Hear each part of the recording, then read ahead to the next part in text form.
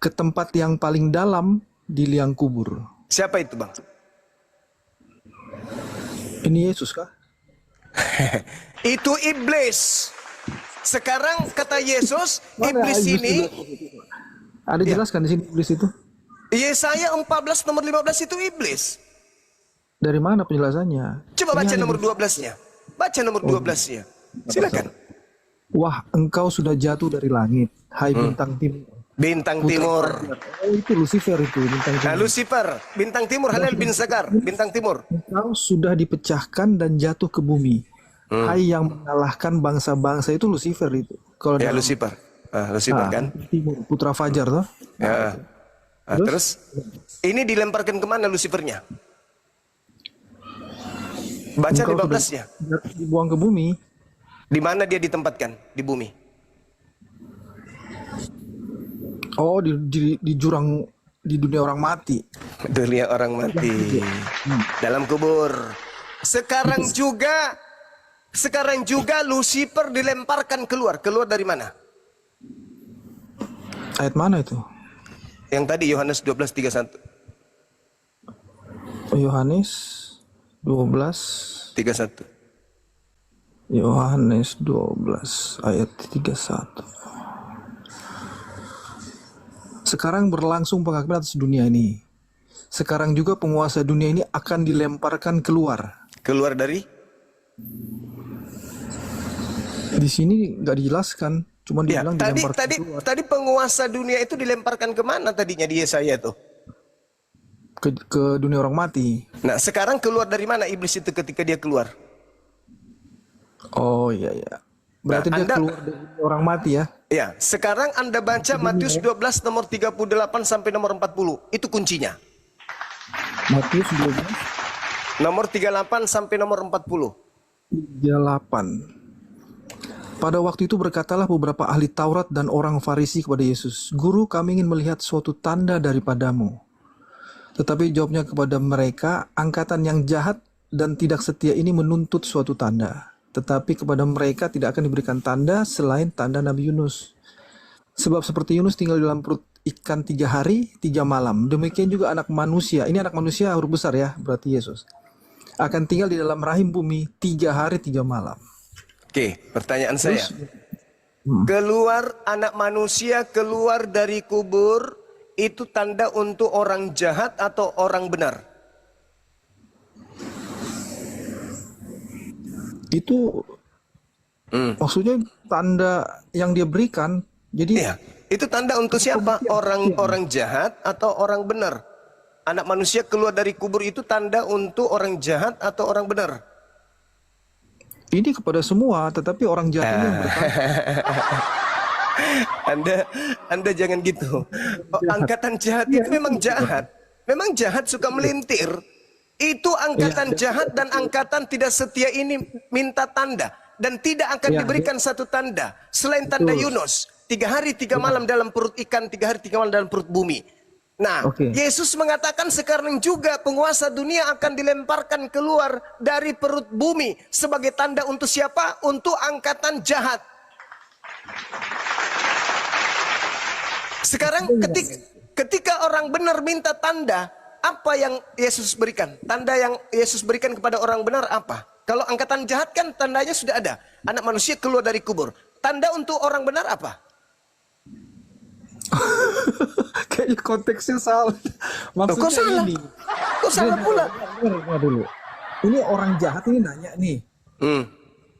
Sama kayak gini. Misalkan Zuma tanya, kau Daniel, apa tandanya kau ini tenaga ahlinya Presiden Prabowo misalkan. Nah, saya bilang, saya bisa bangun nih 1 juta rumah. Enggak 1 juta, 10 juta rumah dalam 1 tahun. Anggaplah itu 3 hari 3 malam ya. Nah, begitu saya sempurnakan itu, maka itu menunjukkan pembuktian bahwa saya adalah anak Allah itu. Begitu. Oke, itu pemahaman saudara kan? Guru, Dari ketika dia minta, "Guru berikan kami tanda." Diberi tanda untuk orang jahat. Apakah tanda untuk orang jahat ini juga tanda untuk orang benar? Iya, untuk semua. Maksudnya gini, yang Di tanda orang mana jahat. untuk semua? Saudara dulu. Yang tanya ini misalkan cuma orang jahat, tanya ke saya, nggak percaya nih, saya tenaga ahlinya Presiden Prabowo, baru saya jelaskan itu. Ternyata setelah terbukti, semua orang langsung lihat, oh ya betul begitu loh. Bukan Oh, berarti bukan. bukan untuk orang jahat Bukan. doang. Sabar. Mereka Nah. bukan tidak percaya kepada kemesiasan Yesus. Tidak. Malah dikatakan angkatan tidak setia. Angkatan tidak setia pengkhianat.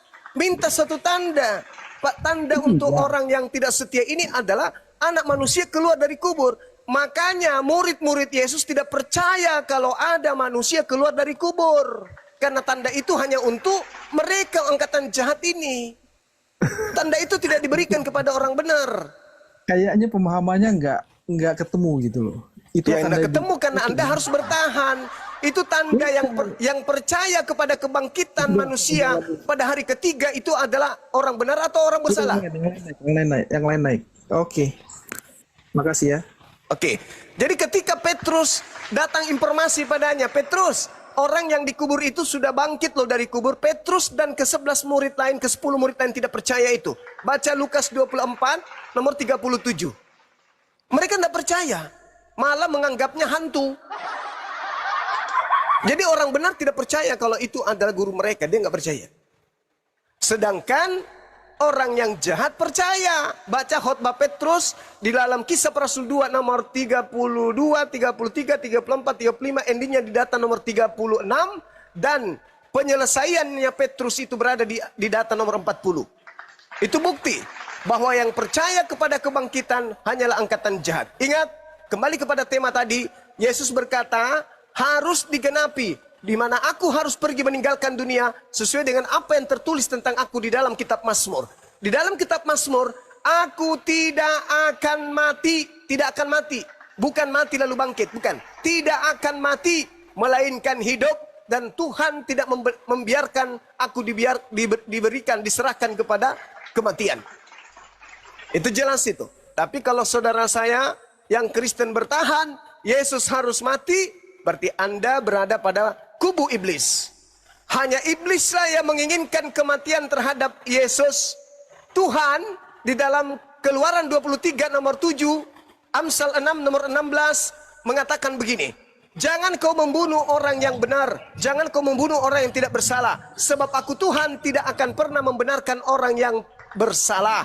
Amsal 6 perkara yang dibenci oleh Tuhan, bahkan 7 kekejian di dalam hatinya, yaitu menumpahkan darah orang yang tidak bersalah. Berarti Tuhan tidak menginginkan pembunuhan terhadap Yesus. Tuhan tidak menginginkan kemudian penumpahan darah terhadap Yesus. Tetapi iblislah yang menginginkan itu. Dan Kristen berada di mana? Kristen berada pada upaya-upaya untuk mendoktrin manusia bahwa darah Yesus adalah penebus dosa manusia. Maka dengan kata lain, iblis dan Kristen sama-sama menginginkan kematian terhadap Yesus, sedangkan Tuhan dan umat Islam sama-sama menginginkan jangan Yesus itu mati, tetapi yang mati adalah orang-orang yang dikutuk oleh Elohim karena dosanya sendiri. Sekira begitu teman-teman sekalian. Silakan host, moderator diambil alih. Di sini di tempat saya sudah mau asar. Terima kasih atas diskusinya dan Terima kasih Bang Zumat. Terima kasih Bang Zumat. Silakan. Terima kasih banyak Bang. Sama-sama.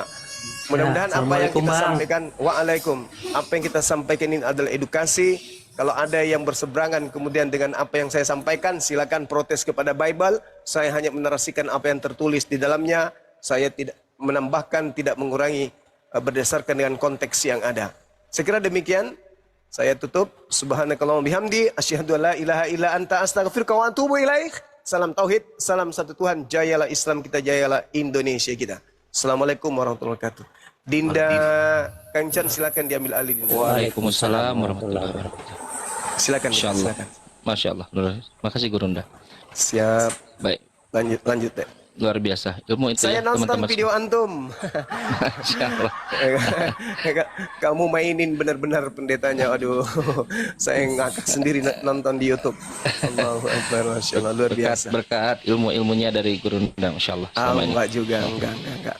Anda tawadu aja. Silakan dilanjutin dah, silakan. Baik, Masya Allah.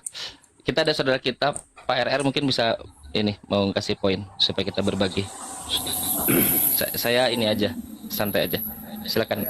Pasang dulu lah, Kang Chan dulu dia kacanya. Masya Allah, siap. Baik teman-teman sekalian, begini ya. yang disampaikan oleh Gurunda Zuma ini seperti kita lihat sendiri itu adalah Bible. Bang Kucang, noise ada jalan. Bible. Pertanyaannya, kenapa kalian berbeda dengan Bible itu loh? Satu ya. Satu. Setahu saya ada tiga yang membedakan antara Kristen dengan Islam. Pertama adalah dosa waris, original sin. Yang kedua adalah divinity of Christ, keilahian Yesus. Yang ketiga adalah penyaliban, seperti yang disampaikan oleh kematian Yesus, dan resurrection, kebangkitan. Tapi ternyata ketika bertemu dengan Bible, kok Bible malah pasang badan bersama-sama dengan Al-Quran, dengan Islam. Jadi selama ini yang diyakini oleh Kristen bahwa Yesus disalib, Yesus mati, itu berdasarkan apa? Kenapa? Quran menjawab, kalau mau pakai Quran, illa tibazon, kecuali pakai prasangka. Kalian berprasangka selama ini. Prasangka, khayalan belaka. Kalau kita melihat nubuatannya harus kepada Mazmur, yes, aku tidak akan mati. Tidak akan mati. Yes. Tanya kepada korbannya Yesus, aku hidup. Yes, aku hidup. Kalau selama ini kalian menganggap bahwa yang bangkit itu yang luar biasa dan kalian sembah, berarti seperti yang dipaparkan tadi, kalian menyembah iblis. La haula wala quwata illa billah. Menyembah iblis. Kenapa tidak coba untuk objektif? Bukankah seluruh keanehan-keanehan yang terjadi pada teman-teman Kristen ini dengan seluruh jawaban yang berbeda-beda, mungkin nggak itu dari Tuhan? Tidak mungkin. Yang mungkin dari mana? Dari penyesat. Siapa penyesat? Penguasa dunia yang dilemparkan ke dunia orang mati. Mazmur 118 yang dilemparkan kepada orang mati. Bintang timur, dan nanti penguasa itu akan dilemparkan keluar dari dunia orang mati. Dan Yesus sudah memberitahu itu kan kepada kita, bahwa pada hari ini pengadilan sedang berlangsung. Yes. Jadi teman-teman sekalian, sekarang ini posisinya sedang merasa menyembah Yesus, padahal menyembah iblis berdasarkan data-data tadi. Gimana ayatnya Kristen menyembah iblis, Pak? Tunjukkan sama saya ayatnya. Baik, tadi. Halo saudara, boleh saya komentar? Boleh. Baik, terima kasih. Yohanes 12:31, Bu. Ibu cek nanti. Iya, silakan, Pak. Ini tentang penyalipan ini. Makanya iya, satu-satu dulu, Bu. Satu-satu dulu. Jangan pakai Yohanes. Di sini Matiusnya tentang penyalipan. Yohanes 12 nomor 31. Yang ibu yang bangkit dari kubur. Yang bangkit dari kubur itu siapa, Bu? Di Yohanes 12:31. Penguasa dunia iblis, Lucifer. Pak, di sini yang bangkit dari kubur yang Bapak bilang tadi, yang naik ke surga itulah Yesus. Loh, Yesus tidak bangkit, Bu. Dari mana tahu apa nggak bangkit dia, Pak? Nubuatan Mazmur 118 tadi dipaparkan, Bu. La haula wala quwata illa billah. Mazmur 118, aku tidak akan mati. Mazmur tidak ada ya kaitannya ke apa. Baca. Mazmur kaitannya nggak ada ke Injil, biar tahu Bapak ya. Enggak. Yesus mengatakan ada tertulis tentang aku di dalam kitab Taurat, kitab para nabi, kitab Mazmur, Lukas 24 nomor 44, Bu. La haula wala quwata illa billah. Kebangkitan loh, Pak. Loh, yang bangkit itu iblis. Bawakan. Dengar dulu, Pak, biar ku baca mengenai kebangkitan di sini. Bu, ini bukan waktu membaca, Bu. Ibu baca Lukas 24 nomor 44. Yesus mengarahkan kita untuk melihat buku Mazmur. Kita buka buku Mazmur nomor pasal 118 bahwa Yesus tidak akan mati, aku tidak akan mati, Ibu. Yes. Kalau ibu mau yang bangkit, ibu mau yang bangkit keluar dari dunia orang mati itu iblis. Yesus, dengar Bapak ya. Bangkitan Yesus. Ada waktu. Lewat menjelang menyingsingnya. Ada waktu, Ibu. Mas, Pak, Yesus tidak akan mati. Dia hidup. Hanya angkatan jahat yang mengharapkan dia mati. Yes. Ayo. Kurang apa lagi? Bible. Oh iya, silakan. Iya, Pak. Gini ya, tadi saudara-saudara menyampaikan tentang nubuatan dari perjanjian lama. Saudara ambil dalam kitab Mazmur. Begini nih, saya kasih masukan juga ya ke saudara-saudara. Begini, ketika kita belajar Alkitab, kita jangan cuma berpaut pada satu pasal saja. Misalnya contoh, saudara ambil tadi di dalam kitab Mazmur pasal berapa Yesus tidak akan mati? 118. Ya. Dia bunyinya gimana? Aku tidak akan mati. Ayat berapa, saudara? 17. 118 ayat 17. Supaya lebih jelas, kita baca ya. Kita baca gini, aku tidak akan mati tetapi hidup, dan aku akan menceritakan perbuatan Tuhan. Ya. Oke. Di sini kalau saudara langsung berpaut pada ayat ini benar. Alhamdulillah. Terima kasih. Alhamdulillah. Coba saudara lihat di dalam Mazmur pasal 22. Silakan Pak, silakan Pak. Oke. Di dalam Mazmur pasal 22, di situ nubuatan tentang penyaliban Tuhan Yesus, Mesias. Ayat 2, Allahku, Allahku, mengapa engkau meninggalkan aku? Kata nubuatan ini digenapi ketika Yesus di atas kayu salib. Mati dalam nggak? penyaliban. Mati nggak? Ya. Mati ya? Mana matinya? Mana? Nggak ada. Saudara, Mana ini matinya? Injil. Oke ya. Oke. Pak, jangan memasukkan kata-kata dalam buku itu, Pak. Wahyu 22. Bapak masalah kalau Bapak memasukkan kata-kata yang tidak ada, Bapak akan mendapatkan siksaan. Kalau Bapak kurangi, Bapak dapat pengurangan dari pohon kehidupan. Kenapa Bapak masukkan sesuatu yang tidak ada di situ? Loh, Yesus katakan Lukas 24 nomor 44 ada tertulis tentang aku dalam kitab Mazmur. Mazmur mengatakan aku tidak akan mati tapi hidup. Tuhan telah menghajar aku dengan keras tapi ia tidak akan menyerahkan aku kepada maut. Jadi Yesus tidak pernah masuk ke dunia orang mati. Lalu kalau kalian berharap bahwa kalian ada sosok yang kalian harapkan, tuhankan, sembah karena dia bangkit dari dunia orang mati, Lucifer, bintang timur. Loh, Bapak memaksakan Yesus tidak mati, Pak. Aku tidak akan mati, tidak pergi ke dunia orang maut, tidak akan menyerahkan pada dunia orang maut.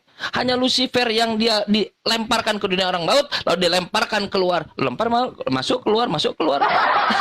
Itulah yang kalian imani sebagai Tuhan kalian. Kalian sembah dia, kalian tuhankan dia, kalian ikuti dia iblis. Makanya selalu dalam kesesatan. Yes. Sekarang saya sampaikan ya. Jadi begini. Dalam perjanjian lama, nubuatan tentang kematian Yesus banyak ditulis oleh para nabi. Yang pertama sebenarnya dari Kejadian juga sudah disampaikan ya, dalam Kejadian pasal 3 ayat 15. Ya. Itu tentang keturunan ular. Ular akan mematuk tumit dan keturunan dari anak perempuan ini akan meremukkan kepala ular, yaitu iblis. Ya, dalam Yesaya pasal 53 juga dijelaskan nubuatan tentang hal itu. Dalam 53 ayat 5, ia ditikam karena pelanggaran kita. Mati nggak? Diremukkan oleh karena kejahatan Mati kita. nggak? Mati nggak, Pak? Tunggu, nanti saya baca dulu ya, nanti dijelaskan sebentar. Oke, saya baca dulu ya supaya semua yang dengar juga. Nanti sebentar kita akan. Tapi dibaca, bukan di absen, Pak. Dibaca. Makanya Supaya orang lihat mati tidak di situ. Ya, Orang dengar saya semua. baca ya. Silakan. Ia ditikam karena pelanggaran kita. Dia diremukkan oleh karena kejahatan kita. Ganjaran yang mendatangkan keselamatan bagi kita ditimpakan kepadanya dan oleh bilur-bilurnya kita menjadi sembuh. Ini yang pertama dulu saya jelaskan ya. Mati tidak? Tunggu dulu, saya jelaskan ya. Itu poinnya mal. Bang Sumat mengatakan bahwa kenapa dia orang baik dihukum? Itu karena sudah dibuatkan bahwa dia akan menerima hukuman. Di mana orang baik? Tuhan mengatakan orang fasik sebagai ganti orang yang benar. Tuhan tidak akan menyerahkan orang benar, Pak. Di mana Tuhan akan menyerahkan orang benar, menghukum orang benar? Inilah saya baca saudara ya. Inilah saya baca. Jadi dalam Yesaya 53 ayat 5 ini itu ditulis, baru di ayat juga. Di mana? Pak, berhenti mengabsen ayat. Berarti mengabsen nomor, berhenti. Bacakan, Pak. Bacakan. Inilah saya baca ya. Jadi dalam Yesaya 53 itu ia ditikam dan seterusnya karena pelanggaran kita ya. Dia diremukkan oleh karena kejahatan kita. Ya. Mati enggak? Yang pertama saya mau menekankan dulu yang tadi kata Bang Suma bahwa orang baik tidak disiksa, tetapi ini sudah dituliskan bahwa dia akan mengalami penderitaan ini karena pelanggaran kita ya. Mati enggak? Nanti sebentar saya teruskan ya. Jadi Ih, yang saudara tadi baca enggak ada ya. Kamu juga Kelly. Kamu ditanya mati apa enggak? Enggak, gini dulu Bang, gini dulu. Maksud saya begini, kita baca dulu semua dalil yang tertulis. Amsal 21 nomor 18, Pak. Orang fasik dipakai tebusan bagi orang yang benar. Pengkhianat dipakai tebusan bagi orang yang jujur. Jadi orang benar itu disiksa atau tidak disiksa, Pak? Kita kan sementara berbicara tentang Yesus Kristus. La haula wala quwata illa billah. Pelanggaran kita. Begitu Itu saudara. klaim Bapak, itu klaim Paulus. Bukan klaim Pak, bukan klaim Yesus. Kata Yesus, semua yang ada tertulis tentang aku dalam kitab Taurat, Musa, para nabi dan Mazmur. Kenapa tidak melihat itu? Bahwa aku tidak akan mati, tak akan dilemparkan kepada dunia orang mati. Susah sekali Bapak melihat apa yang tertulis. Karena hal itu benar terjadi bahwa pada kebangkitan Tidak, orang bilang tidak akan mati kok. begini. Bapak selama ini jangan ngikutin siapa kalau tidak mati. Gini Bang, gini ya. Kan tadi sudah dibacakan tanda Nabi anak akan bangkit pada hari yang ketiga. Enggak, jangan bohong. Tanda Nabi Yunus itu bukan begitu. Ada orang jahat, angkatan jahat yang menginginkan Yesus mati. Tapi kata Yesus, tidak ada tanda untuk kalian, nggak ada tanda. Tanda kalian yang menginginkan Yesus mati, Yesus celaka itu hanya ada satu tanda, tanda Yunus. Jadi yang menginginkan Yesus mati itu angkatan jahat. Yes, Pak. Lalu apa tanda yang disebutkan oleh Yesus? Seperti Yunus tinggal dalam perut ikan 3 hari 3 malam hidup, demikian juga anak manusia tinggal dalam rahim umbi 3 hari 3 malam hidup. Hidup. Kalau yang menginginkan Yesus mati itu angkatan jahat. Sekarang saya tanya Pak, antara saya dan Bapak, Islam dan Kristen, siapa yang mengaminkan Yesus mati? Bapak, Kristen atau Islam? Karena tertulis Yesus mati, saudara. Islam atau Kristen yang mengaminkan Yesus mati? Dalam Alkitab tertulis Yesus mati. Dan Islam atau Kristen yang mengaminkan Yesus mati? Ya, memang benar terjadi Yesus mati karena ada Islam atau Kristen yang mengaminkan Yesus mati, Pak? Kristen. Kristen, alhamdulillah. Berarti selama ini angkatan jahatnya adalah Gini adalah ada tujuan adalah Kristen. Bapak yang bilang angkatan jahat yang tidak setia ini yang menginginkan Yesus mati, dan angkatan jahatnya adalah Kristen. Jadi gini Bang, pada saat itu kalau Abang baca Alkitab secara keseluruhan, bangsa Yahudi khususnya para ahli-ahli Taurat dan orang Farisi, mereka tidak menerima Yesus. Sehingga Yesus mengatakan hal-hal itu kepada mereka angkatan yang jahat. Karena pada saat itu para ahli Taurat dan orang-orang Farisi sebagian besar tidak menerima Yesus sebagai anak Allah, diutus oleh Allah. Ya kenapa kalian terima kalau gitu? Keselamatan datang dari bangsa Yahudi. Jangan terima Yesus sebagai Tuhan. Makanya Yesus pun tak pernah mengatakan dirinya Tuhan, ilahi, seperti yang dikatakan oleh Kristen hari ini kan. Nah, selesai. Nah sekarang kita tanya kepada Bapak. Kalau Kristen meyakini Yesus mati, tolong berikan kepada saya satu saja murid yang memastikan Yesus mati. Satu saja nama. Berdasarkan dalil, berdasarkan data. Ada murid yang memastikan Yesus mati. Kalau perkataan Yesus tidak bisa dipercaya, nubuatan terkait Yesus berdasarkan addressing yang dilakukan oleh Yesus tidak dipercaya, lalu siapa lagi yang bisa kita percaya? Saya tanya kepada langsung dari bunker Bapak. Berikan kepada saya satu saja Pak, nama murid yang memastikan Yesus mati dalam Bible. Silahkan. Bukan cuma satu, ada banyak Bang. Satu aja. Rasul Petrus, ya.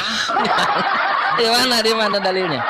Di mana dalilnya? Lihat di dalam Kisah Para Rasul pasal 2, khotbah Petrus, ya. Bukan khotbah yang memastikan Yesus mati, Pak. Ya. Tahu peristiwa penyaliban? Siapa yang memastikan Yesus mati? Kita baca ya dalilnya ya dalam Kisah Para Rasul pasal 2. Di situ. Kalau yang mengklaim mati, Pak, bukannya Petrus, kalian semua miliaran orang mengklaim Yesus mati. Tapi yang ditanya bukan yang mengklaim Yesus mati. Yang ditanya adalah yang memastikan Yesus mati. Oke, saya baca ya. Begini, bunyinya gini. Kisah Para Rasul pasal 2 ayat 22. Hai orang-orang Israel, dengarkanlah perkataan ini. Yang aku maksudkan ialah Yesus dari Nazaret, seorang yang telah ditentukan Allah dan yang dinyatakan kepadamu dengan kekuatan dan mujizat-mujizat dan tanda-tanda yang dilakukan oleh Allah dengan perantaraan Dia di tengah-tengah kamu. Seperti yang kamu tahu, Dia yang diserahkan Allah menurut maksud dan rencananya telah kamu salibkan dan kamu bunuh oleh tangan bangsa-bangsa durhaka.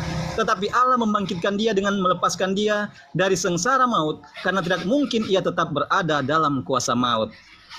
Jadi itu. Coba baca nomor 32-nya, Pak. Ya. Cok nomor nomor berapa ya itu ya? Saya jelaskan loh. Di sini juga Petrus mengutip tentang nubuatan yang disampaikan oleh Raja Daud. Sebab Daud berkata, nomor 36, Pak.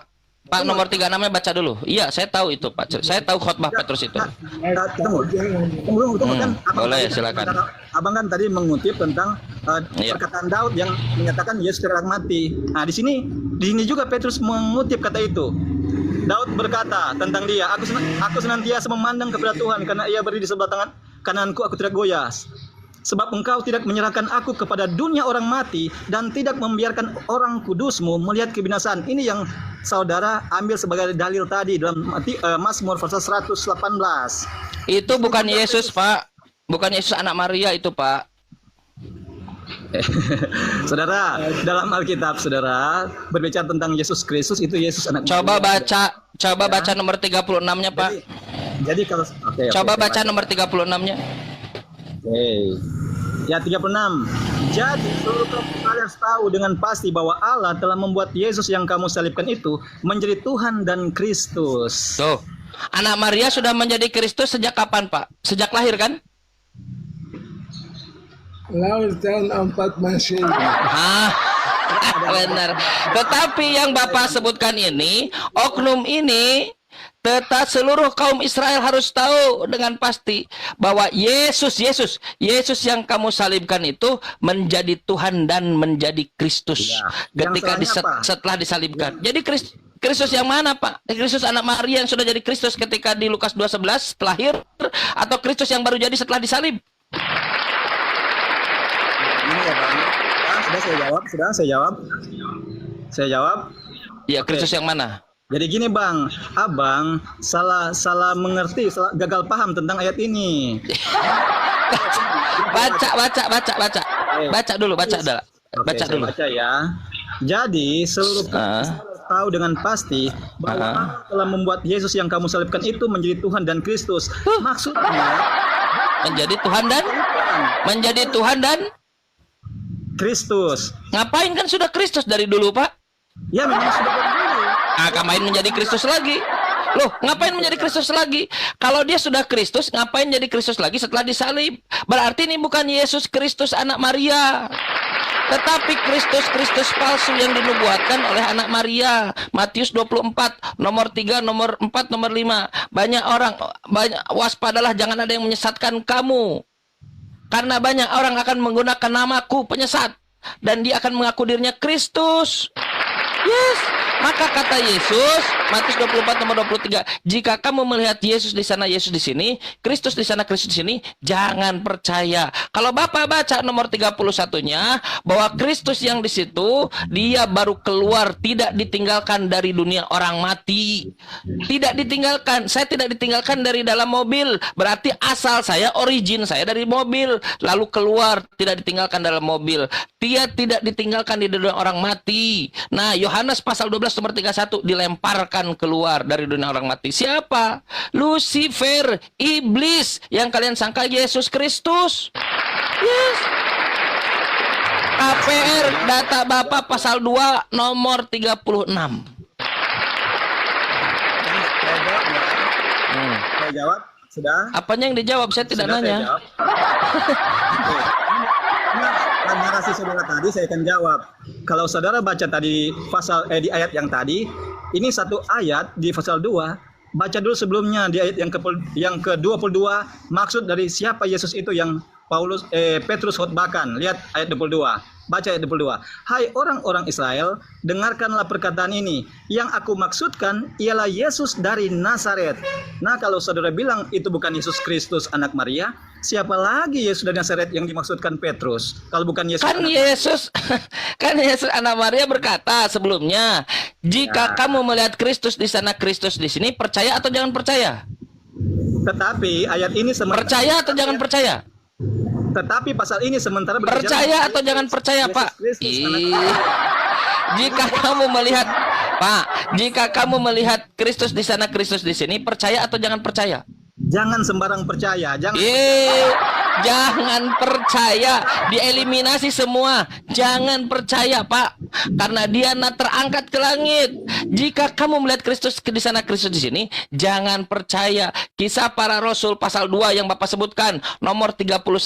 Dia Yesus yang dimaksud, yang Bapak maksud nih, tidak ditinggalkan di dunia orang mati. Berarti dia originnya dari orang mati. Kalau Bapak lihat original teksnya, itu Hades, dari neraka. Siapa yang dari neraka? Lucifer. Yohanes pasal 12 nomor 31. Yesus yang Anda maksud itu, Kristus yang Anda maksud itu, dia dilemparkan dari dunia orang mati. Itulah yang kalian sembah, yang kalian jadikan Kristus setelah penyaliban. KPR pasal 2 nomor 36. Seluruh kaum Israel harus tahu bahwa Tuhan membuat Yesus yang kamu salibkan menjadi Kristus. Sedangkan anak Maria sudah menjadi Kristus di Lukas 2:11. Ketika lahir pada hari ini telah lahir juru selamat, Kristus, orang yang diurapi Tuhan. Sudah jadi Kristus. Jadi gini, Bang. Supaya abang gagal paham, di dalam kisah pasal 2 ini yang dimaksudkan Petrus dalam khotbahnya di ayat 22, Bang. Yesus dari Nazaret. Iya, jangan percaya kata anak Maria. Percaya atau jangan percaya? Konteksnya. Jadi kalau abang tadi dia tidak dengerin Yesus. Makanya itulah penyesat, Pak. Penyesat itu Anda akan disodorkan sesuatu yang harus Anda percayai. Mirip-mirip. Penyesat namanya juga, menyesatkan. Tapi Yesus mengajarkan kepada kita Matius 24, jika kamu melihat Kristus di sana, Kristus di sini, jangan percaya. Loh, semuanya sudah jelas. Kalau mau lihat Yesus, tanya kepada Yesus. Dia hidup. Mohon izin, Bang. Mohon izin, Bang, nanya. Menurut Abang yang di kitab Yesaya 14:12 itu bintang timur itu Lucifer ya, Bang? Mohon maaf, cuman mau nanya aja, Bang, pandangannya Abang. Itu yang dimaksud di situ itu Lucifer kah? Bintang timur itu yang dimaksud itu si iblis atau si Lucifer itu kah? Menurut Anda bintang timur siapa? Saya mau nanya Abang dulu, maksudnya Abang pandangannya itu tentang bintang timur yang dimaksud itu siapa gitu? Iya, Lucifer. Oke, Bang, oke. Terima kasih, Bang. Anda buka nanti Wahyu 12 nomor 9. Ular tua, naga, iblis telah dilemparkan untuk menyesatkan seluruh oikumene. Oikumene itu persatuan gereja. Diterjemahkan oleh seluruh dunia. Hanya Bang Juma. Aku dapat ilmu dari dia. Hanya. Jadi selama ini kalian mengikuti sesuatu yang dilemparkan untuk menyesatkan kepada seluruh oikumene. Siapa? Siapa agama yang berasal dari oikumene?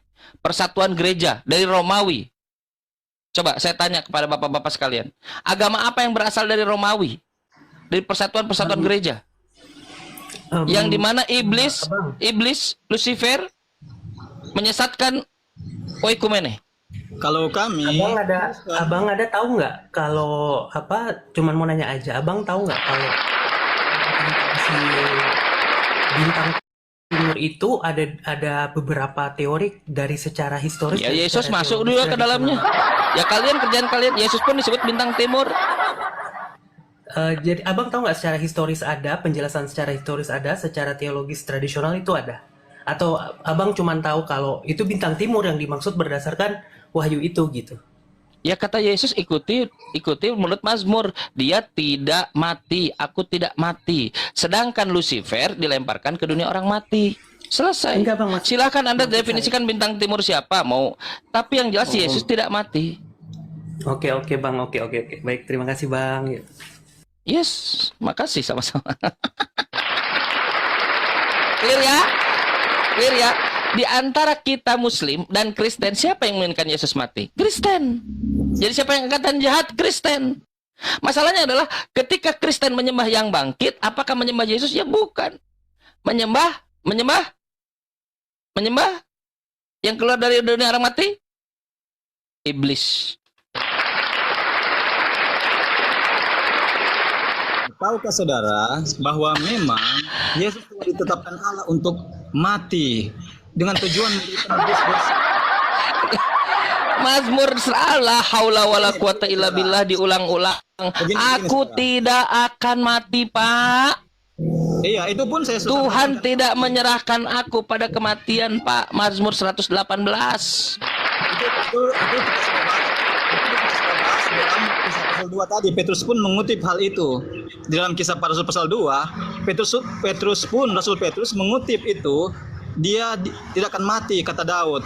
Nah, bagus. Jadi Yesus mati atau hidup? Baik, Yesus mati atau hidup? Yesus mati atau hidup? Hidup. Loh, bagus hidup. Bagus kalau Yesus hidup. Karena dibangkitkan pada hari yang ketiga. Yesus tidak tetap tinggal dalam kematian, tetapi dibangkitkan. Dengan ada tujuan itu, Bang. Nanti saya baca. Kalau kenapa Yesus mati dan bangkit, itu ada tujuannya, ya. Karena ketika manusia telah jatuh dalam dosa, dalam Kejadian pasal 1, Pak, Yesus mati atau hidup? Kejadian pasal 3, ketika manusia jatuh dalam dosa, Pak, Yesus mati atau hidup? 3 dibangkitkan. Aku tidak akan mati tetapi hidup. Mati Ya. atau hidup? Hidup, dibangkitkan ya. Bagus. Loh. Kalau hidup bagaimana bisa dibangkitkan, Pak? Apalagi ngapain? Aku baru bang. Untuk begini, saudara, untuk hari ini saya Udah mati belum? Lo ngapain bangkit? Kamu masih hidup? Mana, Pak? Hal ini saya sudah tidak berhutang ya. Nanti tanya lagi yang lain. Tetapi untuk informasi hal ini saya Sudah apa? tidak berhutang ya. Sudah apa? Saya sudah tidak berhutang kepada Anda ya untuk hal ini ya, informasi ini. Berhutang. Apa yang berhutang? Bapak bukan berhutang, Bapak berbohong. Bapak berbohong. Coba dibaca. Kata Mazmur 118 nomor 17, aku tidak akan mati tetapi hidup. Sekarang saya tanya, Yesus mati atau hidup? Hidup. Bang, itu Mazmur. Bagus. Mazmur. Bagus. Kalau iya betul. Dengar kan? Begini, Bang. Aku dengar. Kita- Saya bacakan. Aku tidak akan mati tetapi hidup, dan aku akan menceritakan perbuatan-perbuatan Tuhan. Tuhan akan menghajar aku dengan keras, tetapi Ia, Tuhan, tidak akan menyerahkan aku kepada maut. Sekarang kalau Yesus tidak diserahkan kepada maut, Yesus mati atau tidak pernah mati? Nih, dijawab dulu sebentar. Sesuatu dulu, dijawab dulu. Saya jawab ya. Kalau dia tidak pernah diserahkan kepada maut, berarti Yesus pernah mati atau belum mati? Yesus pernah mati ya. Masolang generasi. Saudara, aku tidak akan mati. Iya, Tuhan tidak akan menyerahkan aku kepada maut. Begini saudara, Mati atau tidak mati? Begini saudara, supaya saudara tidak gagal paham. Ih, masolang generasi. Begini, saudara kan belajar Alkitab cuma kutip-kutip satu ayat, jadi saudara sudah Satu ayat dah. ya. Kalau begini saya tanya ya, kalau saudara membaca apa yang ditulis dalam kitab Injil tentang Yesus? Kalau saudara banyak baca buku Injil, apakah dia mati atau tidak dalam kitab Injil? Iya, makanya itu yang saya tanya, Pak. Kalau nubuatan dari Yesus tidak Bapak percaya, statement Yesus tidak Bapak percaya terkait Yunus, orang jahat yang Yesus address tidak Bapak percaya, berikan kepada saya dari pihak Bapak, murid-murid Yesus, berikan kepada satu saja nama murid Yesus yang memastikan Yesus mati. Yang memastikan Yesus mati, bukan mengklaim. Kalau mengklaim, semua orang bisa mengklaim. Siapa saja bisa mengklaim. Petrus bisa mengklaim, saya bisa mengklaim, Anda bisa mengklaim. Tapi siapa yang memastikan Yesus mati? Jawab satu orang saja. Matius, di Markus juga, ya, Yohanes Markus juga, Matius. Jam. Jadi itu menyatakan bahwa mereka mengklaim Yesus mati dan tertulis di Sorry, ada istri. Pak, yang Ya. mana datanya Matius memastikan Yesus mati? Mana? Matius, Lukas dan ya, saya cari ya. Ini kalian klaim dulu baru cari. Begini bang, karena abang kan langsung mendadak cari. Ya. Saya buka Alkitab dulu kan, kita jangan sampai. Baik, sebentar dulu Pak. Saya harus keluar dulu ini sebentar. Bang Dewa, Pak RR monitor nggak?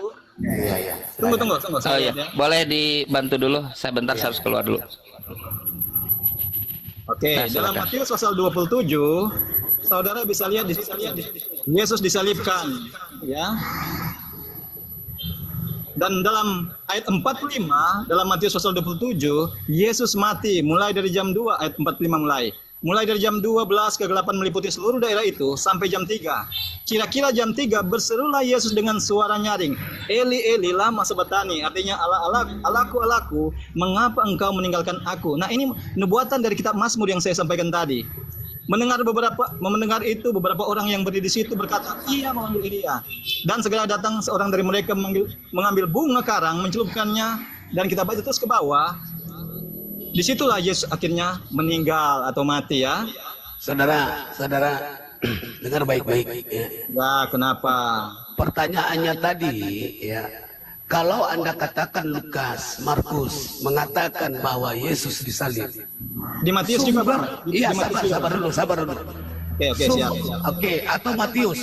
Sumber dari Markus dan Lukas ini dapat dari mana? Sementara dia hidupnya tidak sejaman. Pertanyaannya kan itu. Coba. Kalau Matius gimana, Bang? Saya ambil dulu di Matius ini, Saya Bang. tanya dulu, Markus dan Lukas dapat dari mana? Gini, saya ambil dulu yang Matius karena saya ini udah baca dari buku. Inilah. Ketika ditanya apa, jawabnya apa. Yang saya tanya dari kamu, selaku orang Kristen yang mengatakan Yesus mati disalib, kamu bersandar pada Lukas dan Markus. Maka pertanyaan saya, dari mana Markus dan Lukas mendapatkan pernyataan Yesus mati disalib? Ayo jawab. Gini Bang. Kenapa saya katakan Matius? Karena saya baca ini di Injil Matius, Bang. Nanti sebentar ke sana, tetapi saya mau sampaikan dulu tentang Matius, Bang. Saya ini lagi buka Injil Matius. Apa yang Abang tentang dulu tentang Injil ini, Bang? Saya tidak tanya Matius, saudara. Saya tidak tanya Matius. Berarti Matius benar ya? Berarti Matius benar ya? Oke, sekarang kalau kita ambil tentang Matius. Ya. Oke, apakah Matius mengatakan di dalam tulisannya, yaitu Injil Matius, aku menyaksikan Yesus disalib. Ada enggak pernyataan itu? Abang baca di Matius pasal 27. Saya jangan ketika Anda ditanya, Anda malah suruh saya baca. Anda kalau misalnya paham, silahkan dijawab. Tapi kalau tidak tahu, ya bilang, Bang, saya tidak mengerti atau tidak paham gitu. Jangan lemparkan kepada lawan debat Anda gitu. Ngarang dulu Anda ini. Ya. Mana pernyataan dari Matius? Aku menyaksikan Yesus mati di tiang salib. Mana? Di Matius pasal 27 Ayat Abang berapa? bisa baca di situ. Matius 27 ayat berapa? Ya, dari ayat 45 sampai dengan 61. Di situ tentang kematian dan Yesus dikuburkan, ya. Matius menuliskannya berarti ia memberikan kesaksian tentang hal itu yang benar. Begitu Bang, kalau Abang bilang nggak ada, ini Matius yang menyampaikan, berarti itu benar Bang. Kenapa Abang memberikan kesaksian? Berarti Abang meyakinkan itu benar. Dan ini pun ditulis oleh Matius Bang. Kalau Abang tanya mana Matius tulis, ini Bang kesaksiannya, sudah benar ya? Jadi masuk ya, masuk ya. Benar ya? Saya jelaskan. Benar. Abang mau jelaskan, Abang tahu Alkitab? Abang mengerti Alkitab atau tidak? Kamu sabar dulu. Oke, silakan. Ya, Berkata-kata gitu ya, etikanya. Oke, maaf ya, silakan. Ada berdasarkan perkataan Anda dari Matius yang mengatakan bahwa dengan pernyataan Matius maka sah Yesus mati di tiang salib, kan kayak gitu yang Anda inginkan, betul? Betul ya? Karena tertulis ya Bang. Ya, kan betul atau tidak, jawab saja.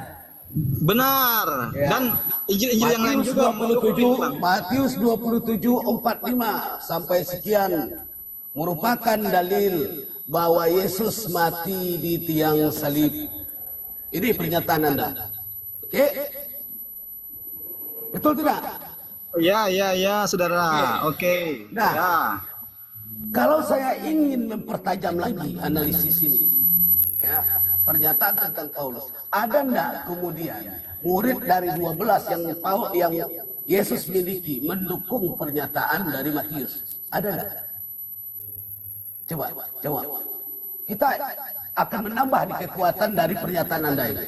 Pernyataan dari Matius. Nah, sekarang pertanyaan saya, dari 12 murid yang kemudian menjadi murid utama dari Yesus, ada enggak yang mendukung pernyataan dari Matius di dalam Matius 27:45 dan sekian? Silakan.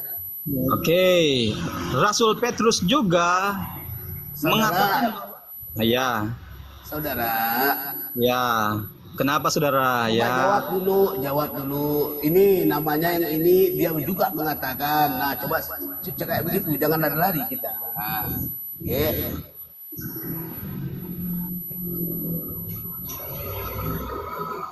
jawab, ada tidak? Yohanes juga mengatakan hal yang sama. Ayat berapa, Yohanes? Oke, Abang bisa buka di dalam Yohanes pasal 19. Lihat di situ sampai Yohanes 19 ayat berapa? Ya. Kalau Abang mau baca, kalau langsung ke poinnya, mulai dari ayat yang ke-16 Yesus disalibkan, lalu ayat yang ke-28 Yesus mati, ayat 31 lambung Yesus ditikam, dan ayat 38 Yesus dikuburkan. Begitu Bang. Ini dari Rasul Yohanes 19. Sabar. Ya, silakan. Yohanes yang Anda katakan ya 19:16 ini cuma menceritakan gambaran bahwa tentang Pilatus yang menyerahkan Yesus kepada mereka untuk disalibkan. Ya. Nah, tetapi Yohanes tidak pernah mengatakan aku melihat Yesus disalib, tidak. Yang dia gambarkan adalah latar belakang bahwa sebelum terjadi penyaliban itu ada proses. Prosesnya apa? Ada kemudian Yesus dibawa ke hadapan seorang yang bernama Pilatus. Yohanes tidak pernah mengatakan aku melihat Yesus disalib. Tidak ada, saudara, jangan bohong lagi kita. Ya. Yang saya minta dari Anda dari tadi, Anda kan mengatakan Matius mendeklarkan bahwa Yesus mati di tiang salib. Saya minta dari Anda, ada enggak dari 12 murid lainnya yang mendukung pernyataan Matius bahwa aku melihat Yesus mati di tiang salib? Itu yang saya tanya. Oke, silakan. Ya gini Bang, di sini jelas sekali Bang. Di dalam Yohanes pasal 19, Rasul Yohanes menjelaskan dengan detail kesaksian tentang hal itu. Mulai dari hadapan Pilatus sampai dengan kematian Yesus Bang. Kesaksian yang diberikan oleh Yohanes ini sangat jelas uraian peristiwanya Bang. Bukan gambaran lagi tapi uraian peristiwanya ini Bang, jelas sekali Bang. menguatkan juga, saling mendukung dengan kesaksian Matius. Kayak gini saja. Begitu Bang ya. Gini saja. Mana pernyataan Yohanes di dalam Yohanes 19 itu, aku melihat Yesus mati di tiang salib mana? Ini Bang uraian kesaksian yang diberikan. Saya Apakah bukan butuh pernyataan Bang? uraian yang saya Tunggu. tanya, Yohanes menyaksikan Yesus mati di tiang salib mana ayatnya?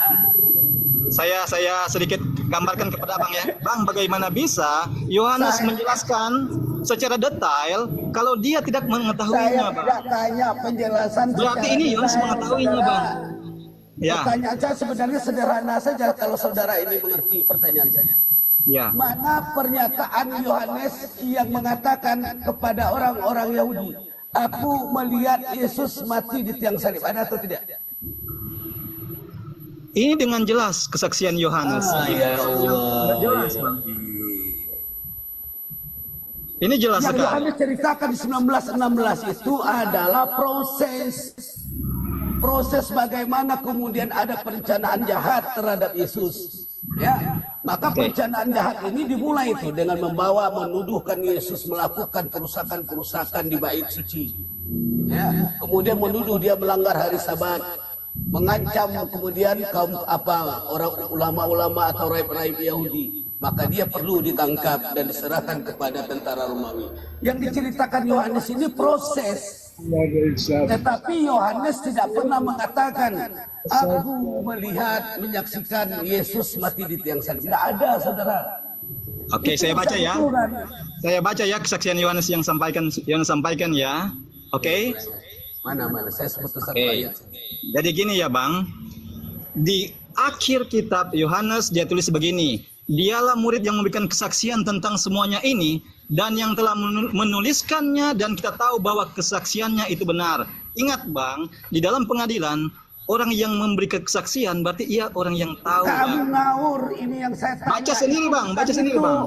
Yang Baca saya sendiri. tanya itu sama kamu, ya kamu dari tadi mutar-mutar. Kalau tidak ada, bilang tidak ada. Jangan nipu di sini, saudara.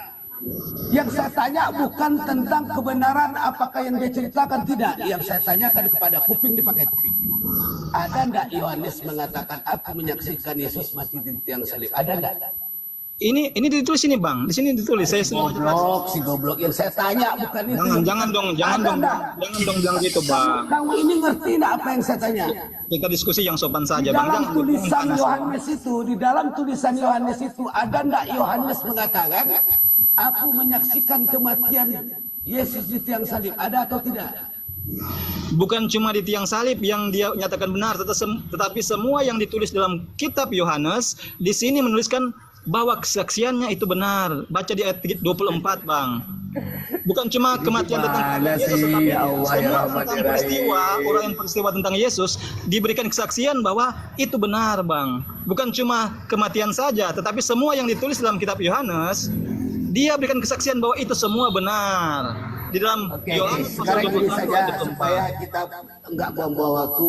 Coba Anda ulangi pertanyaan saya. Apa pertanyaan saya? Ya, abang kan gini, abang kan meminta harus Yohanes mengklaim untuk kematian Yesus, di mana dia mengatakan, ya, Apa yang Gitu kau ya. sebut ini yang saya kemudian nih? Makanya kuping itu dipakai. nah, tadi kan abang bilang gini. Tunggu Bang. Jangan orang ngomong ya, kau kemudian pura-pura lengah. Tapi ketika Tunggu. ditanya, kan lain yang kau jawab nih pertanyaan saya. Kau kan tadi mengklaim Matius, berdasarkan pernyataan Matius, kita semua mengetahui Yesus mati di tiang salib. Ini satu pernyataan dari. Kemudian pertanyaan saya, atas apa yang engkau katakan, Yesus mempunyai 12 murid. Selain pernyataan Matius, ada enggak dari 12 murid lainnya yang mendukung pernyataan Matius bahwa Yesus mati di tiang salib? Nah, kemudian engkau bawa Yohanes. Maka saya tanya, Yohanes ayat berapa yang mengatakan Yohanes menyaksikan Yesus mati di tiang salib? Maka kau bawa kami mutar-mutar dari tadi itu. Ya. Tak jelas satu pun ada yang jawab. Gini Bang. Pertanyaan saya ulang lagi pertanyaan saya. Ada enggak dalam kitab tulisan Yohanes, Yohanes mengatakan aku menyaksikan Yesus mati di tiang salib? Ada Bang, itu Ayat saya sudah berapa? sampaikan tadi, Yohanes pasal 19 Yohanes memberikan kesaksian tentang kematian Yesus, Bang. Pasal 19 ayat berapa? Ya. Sampai dengan ayat yang ke-28 Yesus mati. Sampai ayat ke-28 Ya. di mana kemudian pasal 19 sampai ayat 28 itu Terus lagi tertulis sampai ke Yohanes. Sabar. Di Gini, mana gini, Bang. pasal 19 ayat 28 itu tertulis Yohanes mengatakan aku menyaksikan Yesus mati di tiang salib. Tidak ada, saudara. Jangan kemudian Anda melakukan dusta. Ya, ini saya bacakan. Ya. 19:16. Akhirnya Pilatus menyerahkan kepada mereka untuk disalibkan. 19:16b. Mereka menerima Yesus. 19:17. Sambil memikul salibnya, ia pergi keluar tempat yang bernama tempat tengkorak, dalam bahasa Ibrani-nya adalah Golgota. Tidak ada pernyataan Yohanes, aku menyaksikan dengan mata aku bahwa Yesus disalib. Tidak ada. Gini, Bang, Abang kan mau mencari bahwa Yohanes ini kan kesaksian yang diberikan, Bang. Apakah Yohanes memberikan kesaksian dia nggak melihat, dia nggak mengetahui? Jujur atau tidak dalam diskusi ini? Tunggu, Bang. Tunggu, saya jelaskan loh. Begini, Bang. Ketika Abang memberikan keterangan kesaksian kepada orang lain tentang suatu hal, apakah Abang nggak tahu atau tahu itu sehingga memberikan keterangan kesaksian itu? Pasti Abang tahu. Begitu juga Yohanes. Saya jawab. Begitu juga Yohanes ketika dia menyampaikan kesaksian diam ini, dulu, berarti dia tahu itu, Bang. Diam dulu, ya.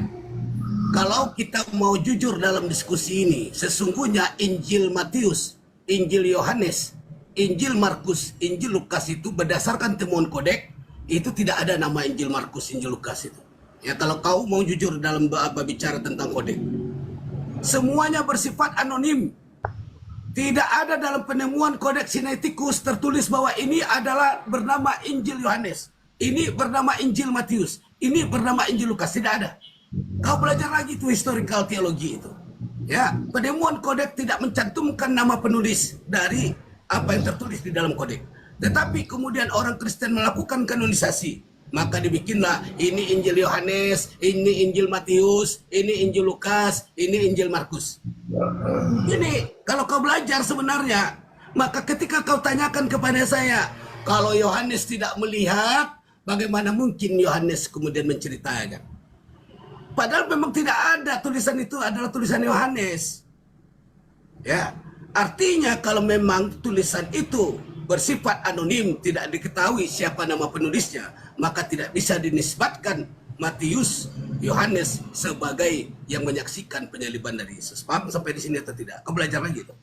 Oke, saya jawab ya, saudara. Begini, saudara, Alkitab ini sudah ada ribuan tahun dan dipercaya oleh para doktor-doktor, orang-orang yang terpelajar bahwa Alkitab ini adalah benar. Nah, bagaimana mungkin kalau saudara umurnya belum sampai 100 tahun aja mau mengatakan Injil ini salah, ya? Sudah ribuan tahun Injil ini tetap teguh diterima oleh para orang-orang terpelajar, doktor-doktor menyatakan bahwa Alkitab ini benar. Masa akan kita yang baru saja umur belum sampai 100 tahun mau mengatakan ini salah? Saudara, bukan RR77 yang mengatakan penulisnya bersifat anonim, tapi penelitian historical teologi yang mengatakan penulisannya bersifat anonim. Anda salahkan kemudian pakar-pakar sejarah itu. Kenapa pakar sejarah mengatakan Kodeks Sinaiticus itu ya penulisnya bersifat anonim? Bukan saya tidak berani mengklaim. Tetapi penelitian sejarawan arkeologi mengatakan bahwa Kodeks Sinaiticus itu tidak mencantumkan nama penulis. Paham sampai di sini? Ya. Maka dari tadi Anda bercerita tentang Markus, Matius, Lukas segala macam, ya. Seakan Anda meyakinkan bahwa dengan tulisan dari Yohanes, Matius mereka menyaksikan penyaliban dari Yesus. Nah, maka berdasarkan dari pertama tadi Bang Zuma, Kang Chan, saya sekarang ini ya mengatakan bagaimana mungkin Yesus yang tidak bersalah kemudian telah diperintahkan oleh Tuhan untuk menyerahkan nyawanya menebus dosa kalian. Nggak mungkin, nonsen itu. Nggak ada cerita yang kayak gitu. Itu saya boleh jelaskan. Sabar dulu. Kalau kalian merujuk kepada Yudaism, Yudaism mengatakan apa? Untuk menebus dosa itu ada dua hal yang dilakukan. Apa pertama? Pertama adalah pertobatan.